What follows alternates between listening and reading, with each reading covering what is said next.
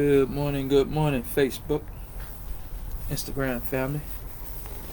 Thank you guys for joining me for another episode of Back to the World, my brother and my sister's keeper. I'm Tony. Thank you guys for having me this morning. No, I hadn't been on in a minute. Man, we got a lot going on. We got a lot going on in this country. And hold on a sec. I just got so much to share with you guys, man. It's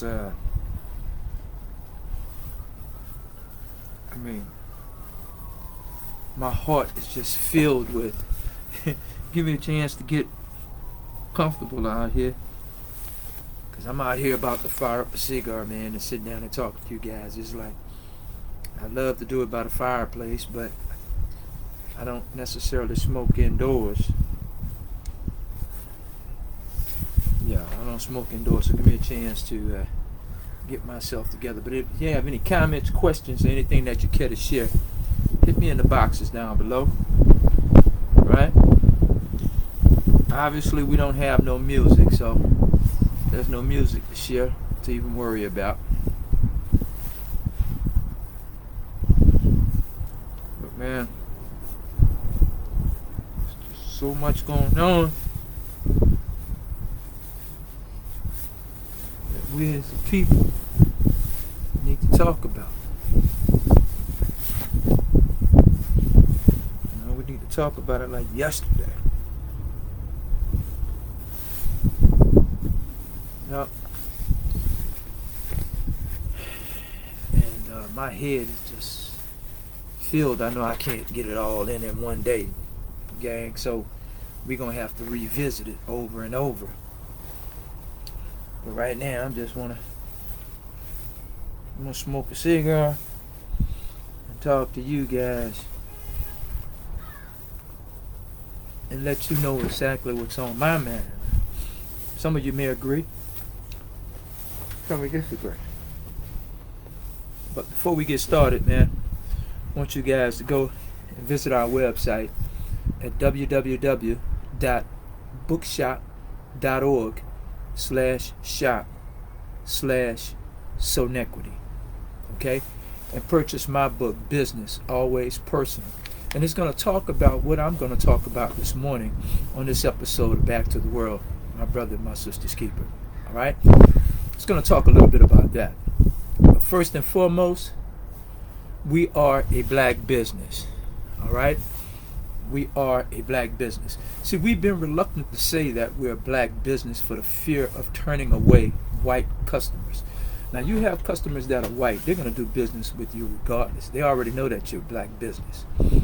So it's almost like back in the day when Martin Luther King was murdered and Kennedy, and it was going throughout our community that we had to put up a black rag or scarf to let the looters or whomever know that we were a black family.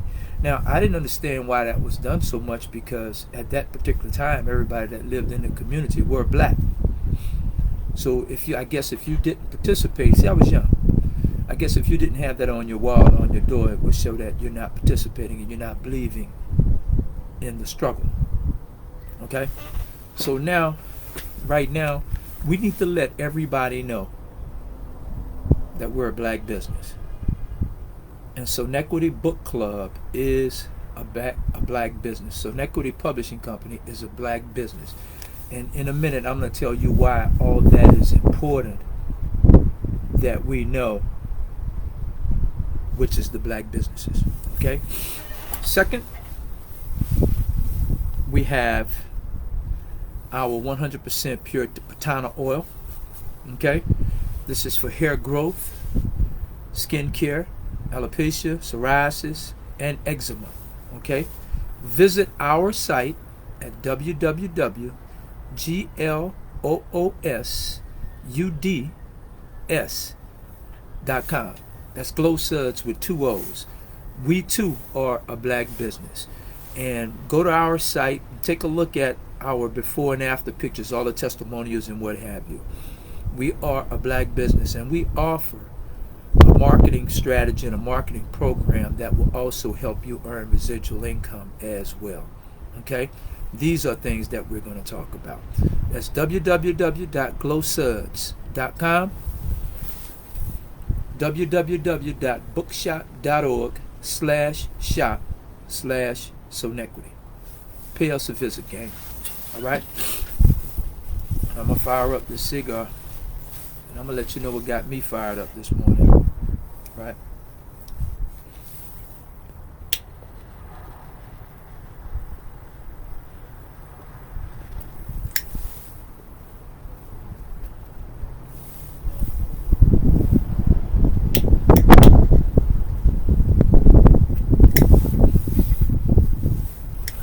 Okay.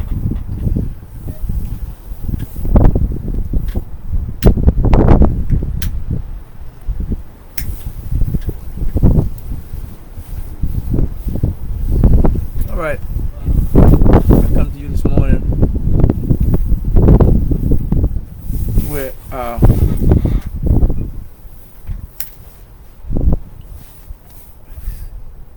there's no need to me tell you, man, what's all going on in the media, in the news, in the world today.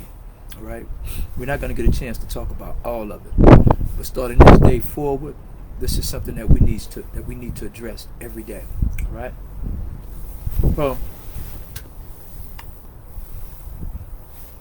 you know, this morning I just want to basically start off talking about what's happening and how it's affecting us. All right, as a people, as a black people. I mean, the gloves have come off in this country, right? With everybody, pretty much. You know, the politicians, not Congress so much, but you know, the presidency. I mean, it's a situation to tear down every platform and every foundation that has helped blacks within the past 60 years or so. All right, and it's being done systematically. All right, and I think that what really got me riled up. See, at first I've been reporting on it, and I've been trying to tell us to come together because the natives are circling the wagons on us, right? And we're just sitting here in our tents, and we're watching it happen. But what got me more so than anything, I woke up the other morning and I saw that the president has shut down the Kennedy Center.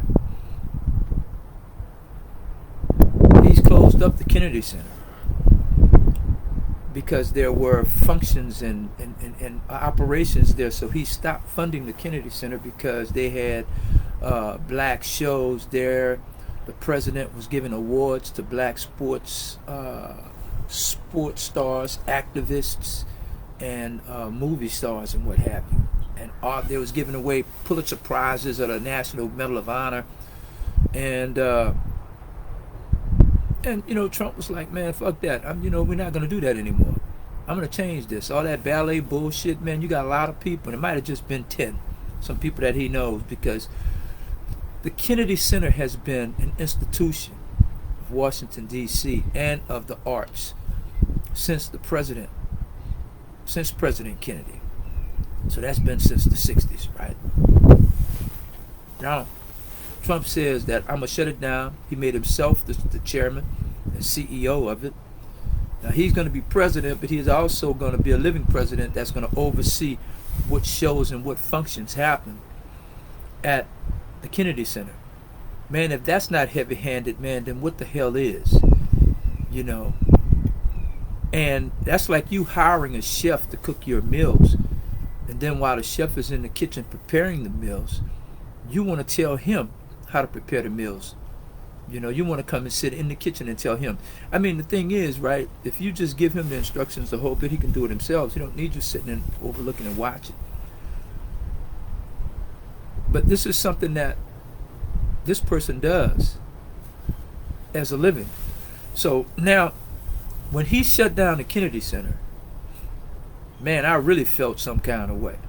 You know what I'm saying? But now to add insult to injury, you get this asshole Robert Robert Kennedy Jr., whose father was also assassinated, whose father also was going to be elected president had he not been murdered on this particular night in Los Angeles, right? Well, his uncle started this program that assisted and gave aids and everything to underprivileged families and the whole nine, and Medicare and treatment. This man has dismantled what his uncle, the same Kennedy, had created, right? Well, what I'm telling you, if these white folk, these ones in particular that I'm talking about, if they're willing to tear down a legacy, to destroy a legacy that in terms they know would affect you and would make life a living hell for you, imagine what they're willing to do to you individually, right? You see what's happening, everything that was done in 1964 when it comes to civil rights,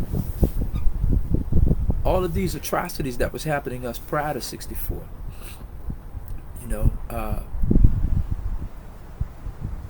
this government is destroying all of those. They're destroying every last one of these institutions and these things that were designed to at least give us some equal footing. So what I mean by that is this: any and everything that supports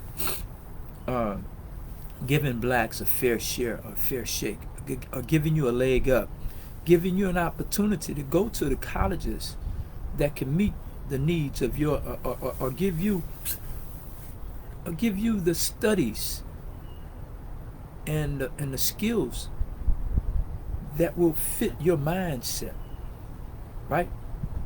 Everybody can't go to a school of business, right, that may have an engineering or mechanic mindset. A person that is skillful in math, he's going to a school of fine arts. It just doesn't make sense. But my point is, everything, man, from the equal housing, equal opportunity, equal education, all this shit is out the door, y'all, right? All this shit is out the door. And we're sitting back and we're watching it happen, right? But like I said again, when I saw that when they destroyed the Kennedy Centers and the whole bit, it's over. Now let me tell you something. A lot of people are looking at this and they're looking at this and say, man, we're going to perish. We're going to die. They're going to put us all back in slavery, the whole bit. They will if you let them. But you have to keep in mind, prior to the Civil Rights Act of 1968, blacks were living very, very well and didn't need assistance from whites. You didn't look to whites for anything. And prior to that, all the food that we ate, all the things that we ate, and they were throwing us scraps and throwing them in our backyards, right? This was food. Good morning, Sister Alita. How are you? Glad to have you on board. You see, all the food that they were throwing to us like dogs in the backyard, now these foods are delicacies. People can't wait to get to a restaurant to order neck bones. They can't wait to get to a restaurant to order oxtails. They can't wait till a holiday and a cold day to fix a pot of gumbo. You see, you got to keep in mind, our strength is our resilience. Our strength is our resilience. And see, we don't come together until we're forced to come together. But we should stay together even when times are good, not just when times are bad. So what's getting ready to happen now? This government is looking to destroy the middle class, right? The middle class of blacks. And you say, well, how are they going to do that? they're already showing you how they're doing it in Washington, D.C. and all around the country, where they're shutting down all these government-assisted programs. And all of you blacks who've gotten comfortable with trying to get government grants, I've had all my homeboys, man, tell me about, man, get a grant to fund your program, to fund your school, your non-profit or what have you. And see, had I done that and it shut it down, then what would I do? Now you go to the private sector. Okay? Now keep in mind, a lot of these rich folks and organizations were only given to black programs because they needed to, and they needed it as a write-out. Well, now because of DEI, a lot of them feel that, you know what, I really wasn't supporting that because I liked it. And now that the president is saying, you know, shut that shit down the whole bit, I'm going to close it down, and I'm going to discontinue my contributions to these organizations. So now, as a black man, you're going to have to go now into the community and ask the people to support this program on what you're doing and everything. But now I don't think that's fair. Now that you're getting shut down, you're going to go and ask the people to give money that could have been given money all the while.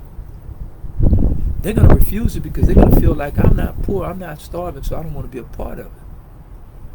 But if you're a middle-class black in this country, you're only a few paychecks from being lower class or at the bottom.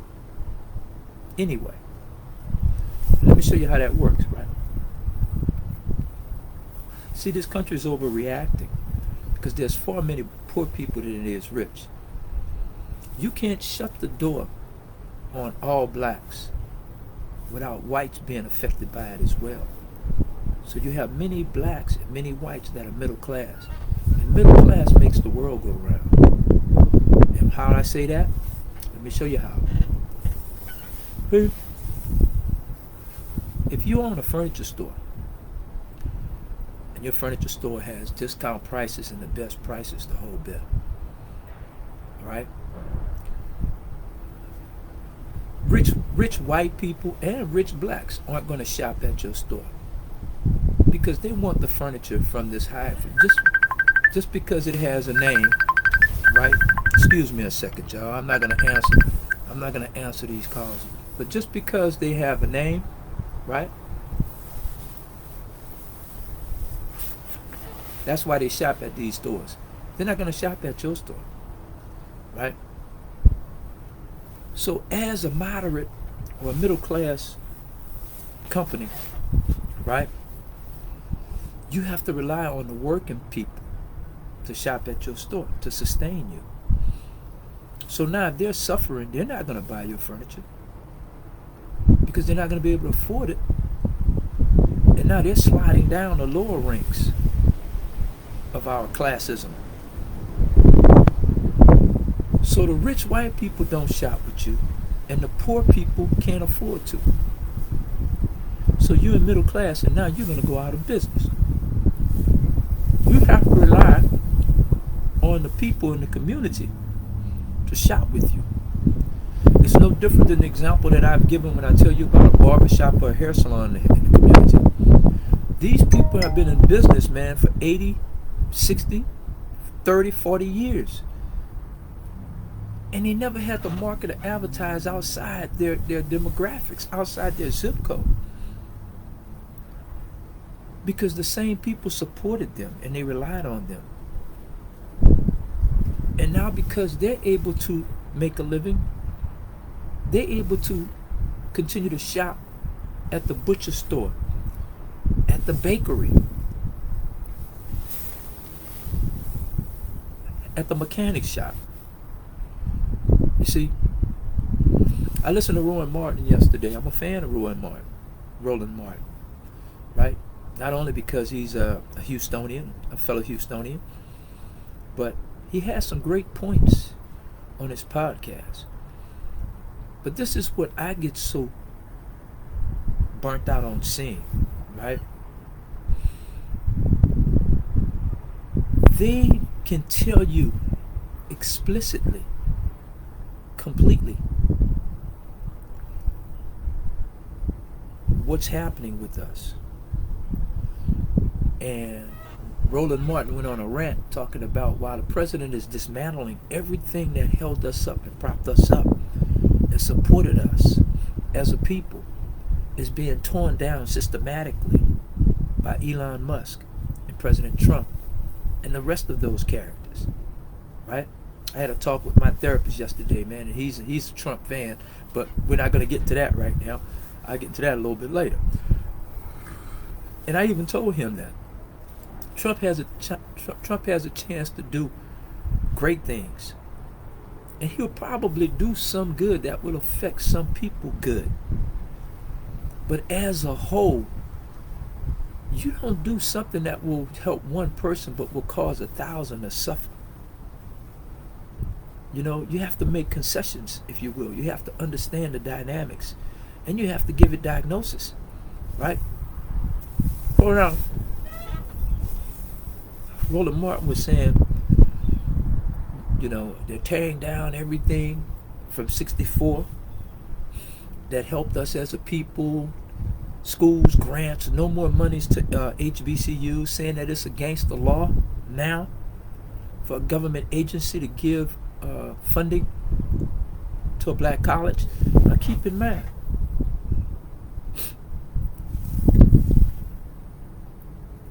all black colleges need to sustain is blacks donating to them. But if blacks aren't making enough money and they're barely making it and they're scraping to make ends meet, they're not going to have monies to contribute to all the needs of us as a people, right? And now, Roland Martin was talking about, you know, with all this shit you're talking about on TikTok, you're worrying about Drake and Kendrick Lamar, their beef.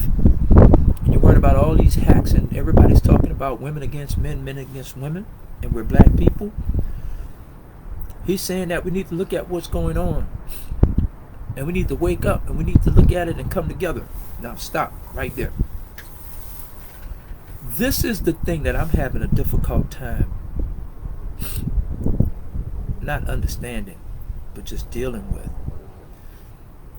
And ladies and gentlemen, I have a very good friend that is out here. Good morning, Skinny. How are you?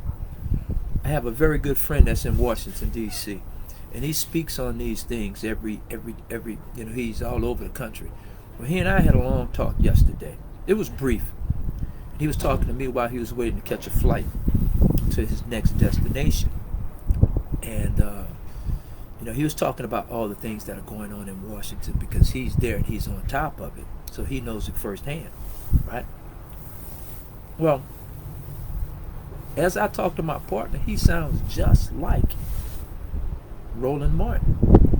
And he understands what's happening, the dismantling of all these programs and the whole nine, right? But you know what I hadn't heard from either one of them, nor many of the others?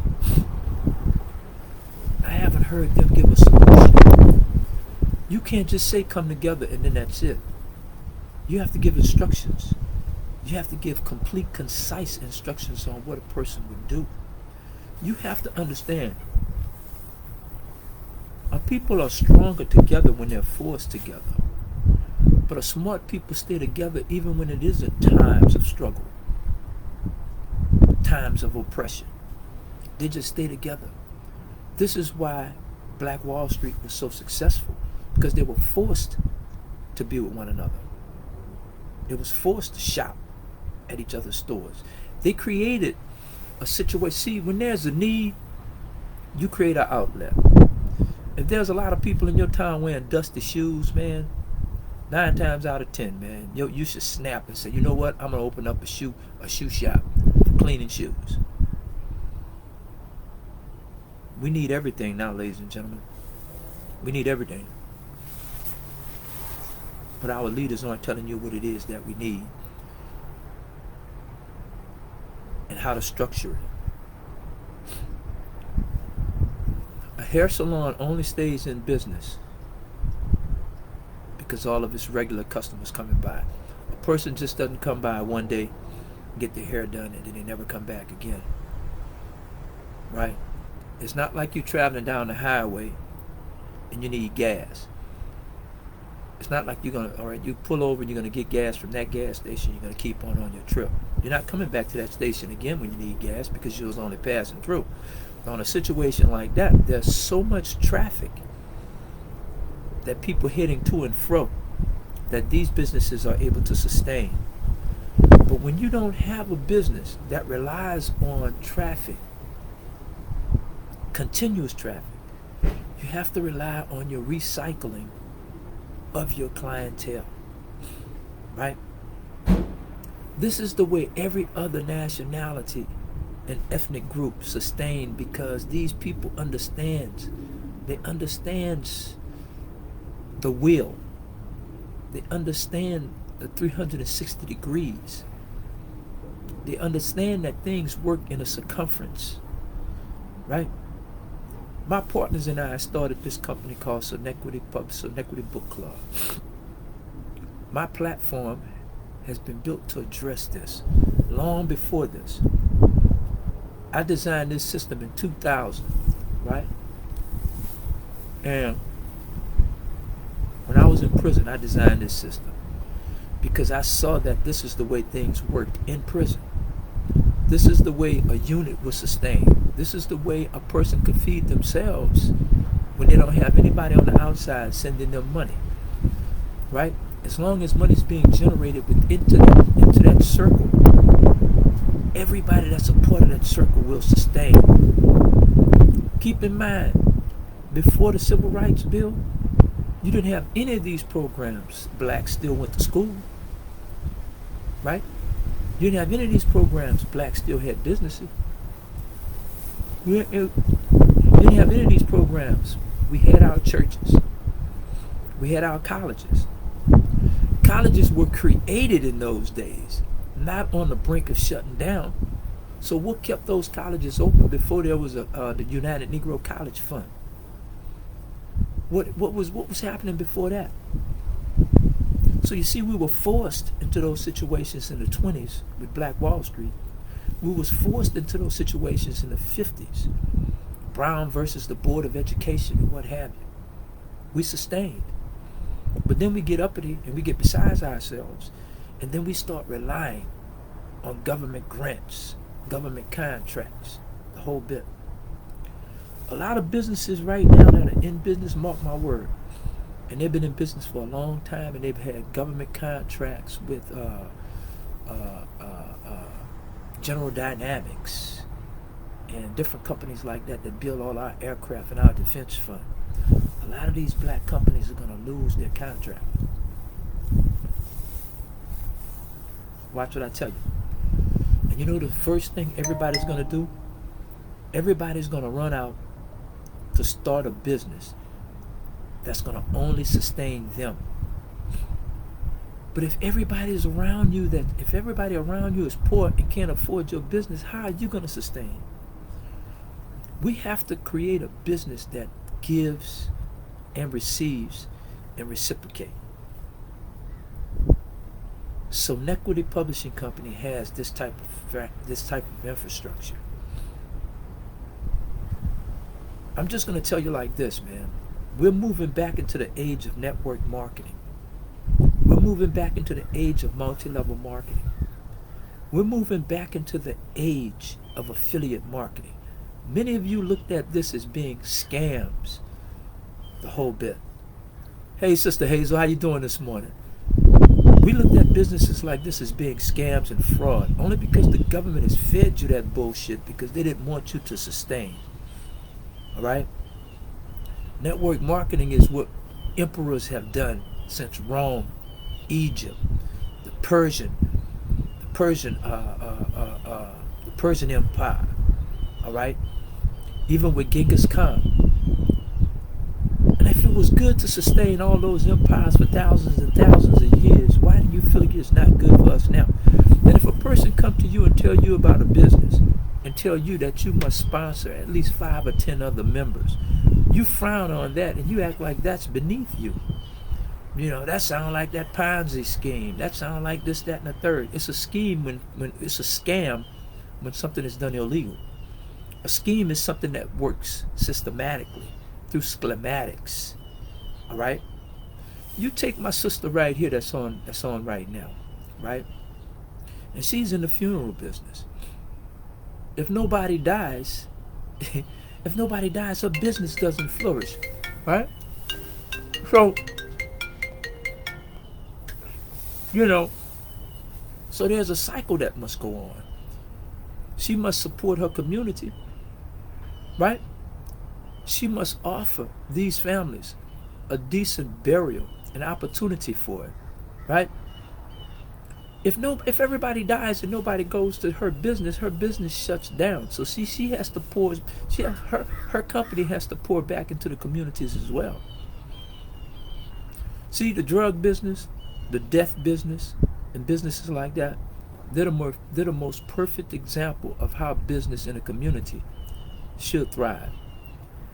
Because a drug dealer only continues to make money because of the people that's coming back to rescore from them. Now, that's a poor example, you would say, because you're saying you're taking advantage of the people.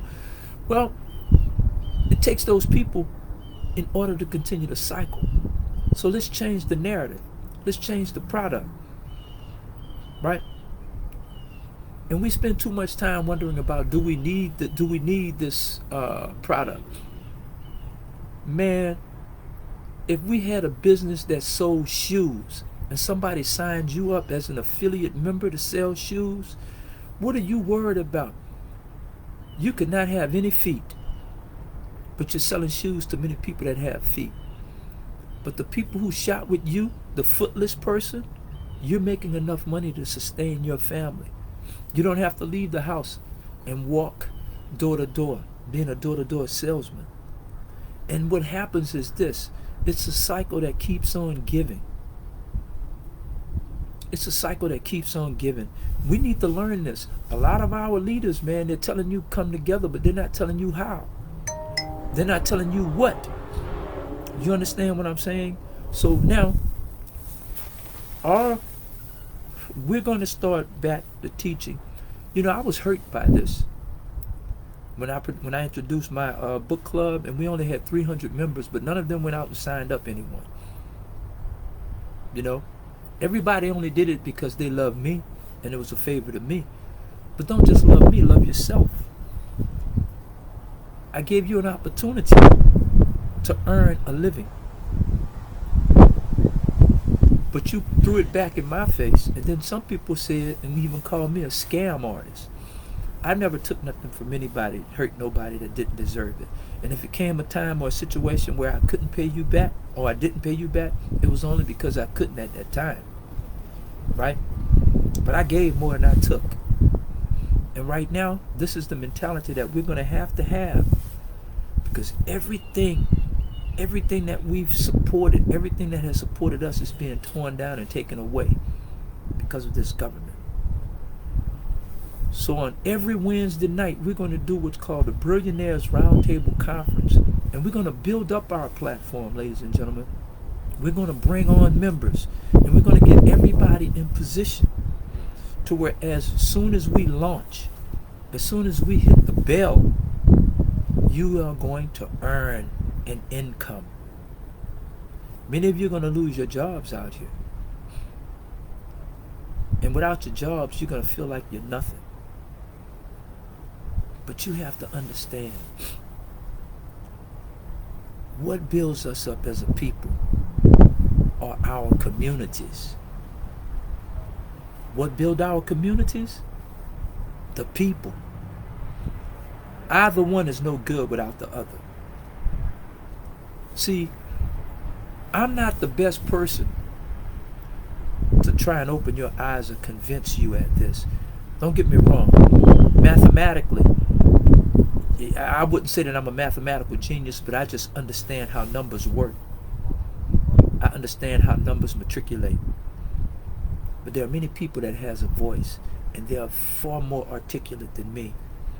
Once they can get grounded and understand what my platform is and how it operates, then maybe you'll believe some of them. And maybe they can show you how this works. But we're going to need to do something fast. Because this boat is sinking, ladies and gentlemen. This boat is sinking. With the two examples that I've given you with our book, with our publishing company, and with our Botana oil business, I've designed affiliate marketing programs, drop shipping programs for you to earn an extra income. If you have followers on your page, you have at least 1,000, 2,000. Some of you just got so many followers on it so you can look at and brag at the numbers. And when you come live, you see the thing scrolling and people coming on and the whole bit. You're excited by that. But don't you know, for every one person that follows you, man, that can be money in your pockets as well as theirs.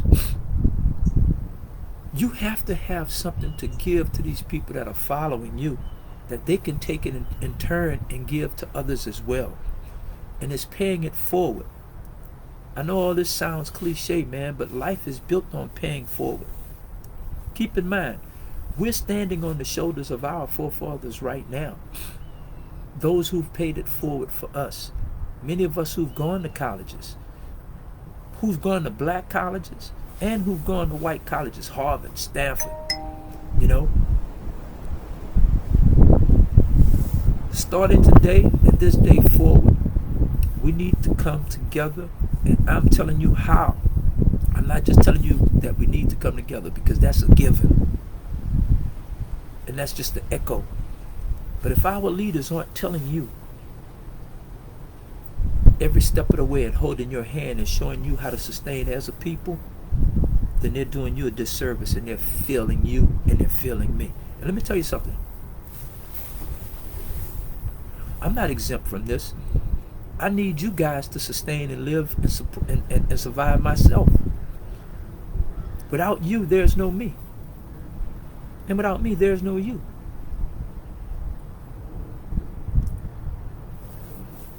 So for all of you leaders out there, for all of you people who have at least 100, the truth is, who has at least 5 followers, let me tell you how to monetize those numbers and how to monetize those people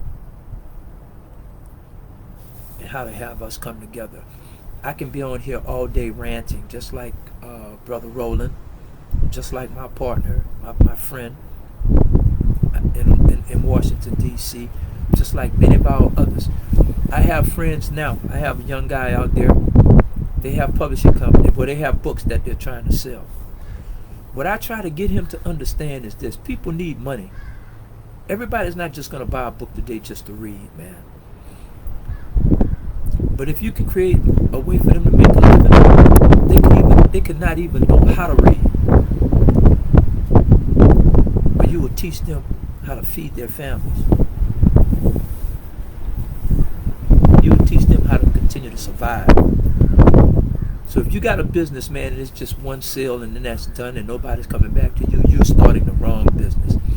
All these t-shirt businesses and shit, and if those t-shirts aren't creating more money for the people that are buying them from you, you're starting the wrong kind of business. I'm just here to tell you.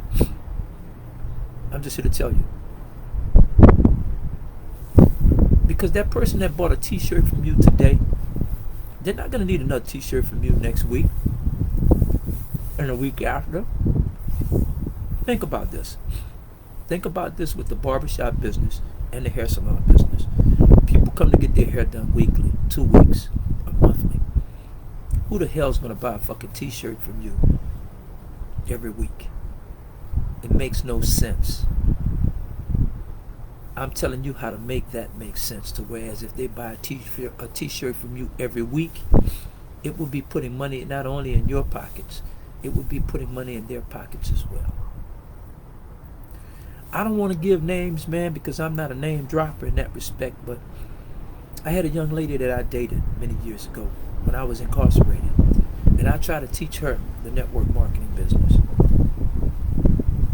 from behind the wall. When I told her about it the whole bit, she said, you know, I don't understand that business and it sounds like a scam to me. I don't want to do that. I don't want to be a part of it. I begged her.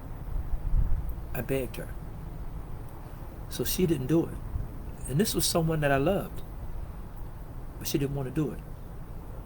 So I had a guy introduce me to a lady out of San Antonio, Texas. She didn't know me from a can of paint. But when she heard my pitch, she said, you know what? I'm going to try it. I'm going to support you. So from prison, I paid for the things that we needed in order to get this business started. And it was a publishing company at that particular time as well. Well, without going into all the details, we'll do that later. But I made $500,000 in $5 bills that was coming to the mailbox. And when 9/11 happened, the business crashed because we didn't have no data. We wasn't able to store our data. We wasn't able to keep up with the members and who they follow. So I've been trying to get lightning to strike in the bottle once again, and I've been having a hard time. But now let's fast forward. That lady that I was trying to teach network marketing that I used to date, someone introduced it to her on the outside. She went to one of their presentations. When she went to that presentation, she started doing network marketing, right?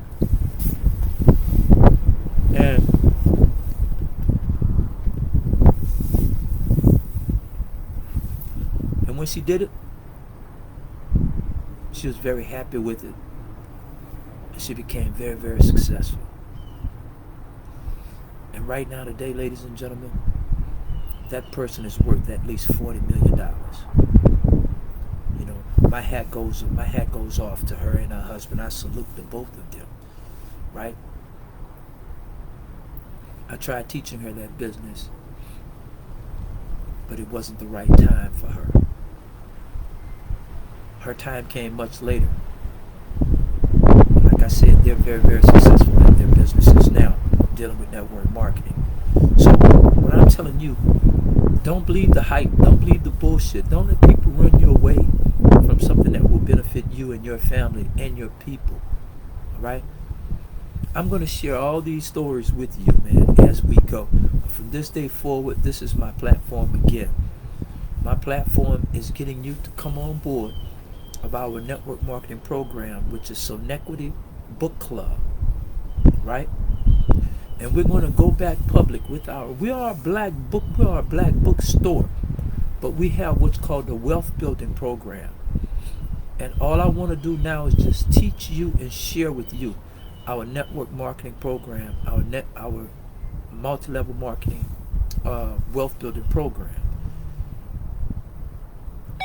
And it's affordable. It's affordable, ladies and gentlemen. It's affordable. It's $65 a month. But here's the catch. All you do is sign 5 members, and 5 members sign 5 members for 5 levels. And just based on that alone, you will earn $20,000 a month. Okay? $20,000 a month. Now, if enough of us earn $20,000 a month, each and every one of us can donate at least $5,000 a year to our black colleges. Right? We can also donate $5,000 to different health care plans and the whole bit. This president is trying to get rid of Social Security.